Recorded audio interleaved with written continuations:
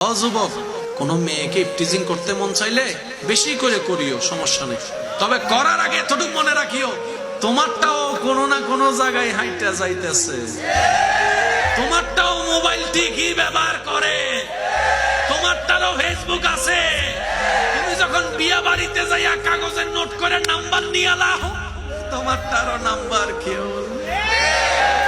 যখন ক্লাস ফাঁকি দিয়া ঘুরতে যাও, তোমারটার লইয়াও কেউ। কষ্ট পাইছেন নি কোন? হিসাব বরাবর। আমাদের হিসাবে 19-20 হয়, আল্লাহর হিসাবে 19-20।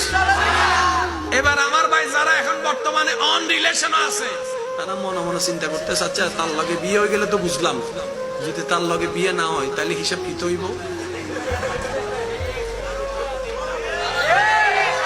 মাইনা নিতে পারবেন? মাইনা নিতে পারবেন? কারণ আমরা সবাই ফ্রেশ চাই। বলেন না রে ভাই, জোরে বলেন না। শব্দটাও সুন্দর হলে বোঝার জন্য বলা। আমরা সবাই ফ্রেশ চাই।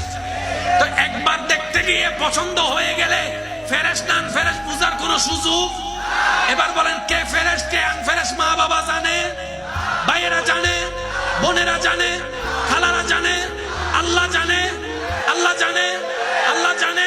এবার সেই আল্লাহ আপনাকে বলছেন, ও আমার বান্দা, তুই যদি জীবন সঙ্গী ফ্রেশ চাস, পবিত্র চাস, একটা কাজ কর, তুই আমার হুকুম মেনে, আমার নবীর সুন্নাত মেনে নিজেকে পবিত্র রাখ।